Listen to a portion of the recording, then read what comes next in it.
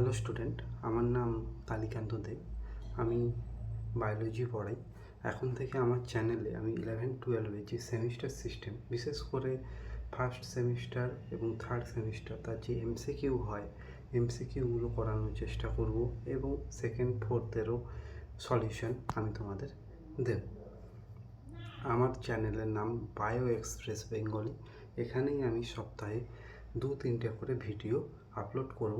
এটা তোমাদের প্র্যাকটিসের জন্য অপরিহার্য হবে এক্সামের আগে। আজকে যে চ্যাপ্টারটা আমি শুরু করব সেটার নাম হচ্ছে বংশগতি ও প্রকরণ, যেটা ক্লাস 12-এর একটা ইম্পর্টেন্ট চ্যাপ্টার, যেখান থেকে তুমি ধরতে পারো যে 5 থেকে 6 নম্বরের কোয়েশ্চেন থাকবে পরীক্ষাতে। সেইটার কিছু কোয়েশ্চেন, প্রায় 20টা মতো কোয়েশ্চেন আজকে আলোচনা করব। আস্তে আস্তে প্রশ্নের মানও বাড়বে, লেভেলও বাড়বে। প্রথম ভিডিও এটা, দেখো তোমাদের অনেকটাই উপকারে আসবে, একবার প্র্যাকটিস করে নিও। ফার্স্ট কোয়েশ্চেন, মেন্ডেলের একসংখ্যজন এর ফেনোটাইপিক অনুপাত কত হবে? অ্যান্সার হবে 3:1, অপশান বি। যদি বলতো এখানে জেনোটাইপিক অনুপাত কত, তাহলে অ্যান্সার হতো 1:2:1। সেকেন্ড কোয়েশ্চেনে আসো, মেন্ডেল তার পরীক্ষার জন্য মটর গাছের কত জোড়া বিপরীতধর্মী বৈশিষ্ট্য নির্বাচন করেছিলেন? অ্যান্সার হবে অপশান বি, 7 জোড়া। এই কোয়েশ্চেন তোমরা ক্লাস 10 থেকে পড়ে এসছো, বিশেষ কিছু আর বলার নেই। 3 নম্বর কোয়েশ্চেন, কোনো জীবের জিনগত গঠনকে কি বলে? অ্যান্সার হবে জেনোটাইপ বলে। যদি বলতো বাহ্যিক গঠন, তাহলে অ্যান্সার হতো ফেনোটাইপ। 4 নম্বর কোয়েশ্চেনে আসো, অসম্পূর্ণ প্রকটতা দেখা যায় কোন উদ্ভিদে? অ্যান্সার হবে সন্ধ্যামালতী, মিরাবিলিস জেলাপা। যদি এই অপশান না পাও পরীক্ষায়, তাহলে স্ন্যাপড্রাগন বলে একটা গাছ হয় যেখানেও অসম্পূর্ণ প্রকটতা দেখা যায়, সেটাও অপশানে থাকতে পারে। 5 নম্বর কোয়েশ্চেন, মানুষের এবি রক্তশ্রেণী কিসের উদাহরণ? অ্যান্সার হবে অপশান বি, সহপ্রকটতার উদাহরণ। এখানে দুটো অ্যালিলি সমহারে প্রকাশ পায়। 6 নম্বর কোয়েশ্চেন, একটি জিন যখন একাধিক ফেনোটাইপিক বৈশিষ্ট্য নিয়ন্ত্রণ করে তখন তাকে কি বলে? অ্যান্সার হবে প্লিওট্রপি বলে। এই কোয়েশ্চেনের ট্রিক হলো একাধিক ফেনোটাইপিক বৈশিষ্ট্য যখন একটি জিন দ্বারা নিয়ন্ত্রণ করবে, অ্যান্সার সবসময় প্লিওট্রপি হবে।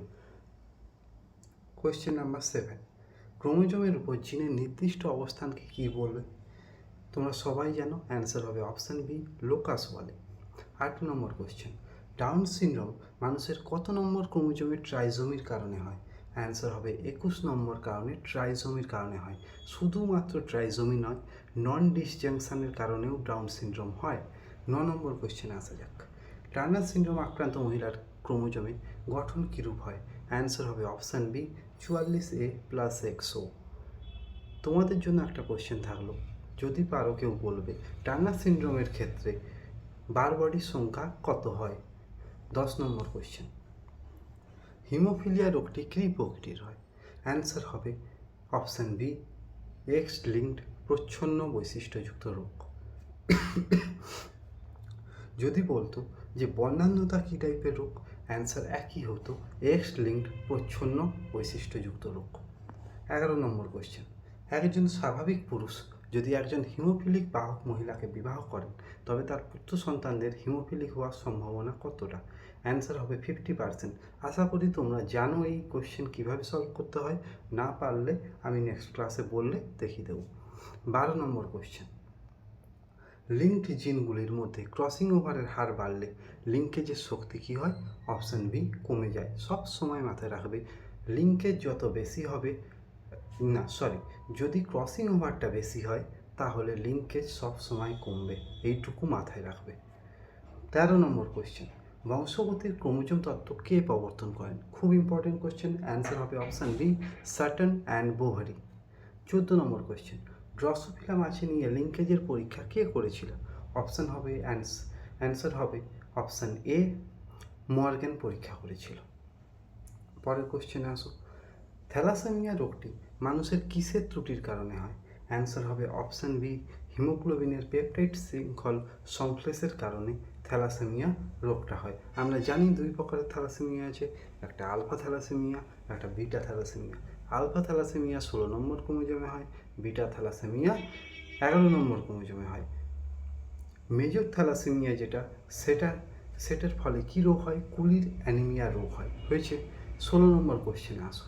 নিচের কোনটি টেস্ট ক্রসের অনুপাত? আমরা জানি টেস্ট ক্রসের ক্ষেত্রে অনুপাত হবে সবসময় 1:1। 17 নম্বর কোশ্চেনে আসো। ক্লাইনফেল্টার সিনড্রোম এর জিনোটাইপ কি? অ্যান্সার হবে 44A প্লাস XXY। হয়েছে? তারপর চলে আসো 18 নম্বর। মানুষের গায়ের রঙের বংশগতি কিসের উদাহরণ? এই টাইপের কোশ্চেন আগের বছর এইচএসে তোমাদের এসেছিল, সেখানে 9 দিয়ে এসেছিল কোশ্চেনটা। কোনটি 9? এখানে অ্যান্সার হবে পলিজেনিক বংশগতি বা পলিজেনিক ইনহেরিটেন্স। 19 নম্বর কোশ্চেন দেখো, ক্রিস্কস উত্তরাধিকার কোন রোগে দেখা যায়? অ্যান্সার হবে এক্ষেত্রে বর্ণান্ধতা বা কালার ব্লাইন্ডনেস। যদি অপশানে থাকতো হিমোফিলিয়া তাহলে অ্যান্সার হিমোফিলিয়াও হতো।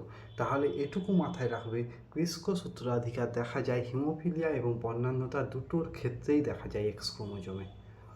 লাস্ট কোশ্চেন আজকে দেখো, মেন্ডেলের দ্বিসংকর জননের টেস্ট ক্রসের অনুপাত কত?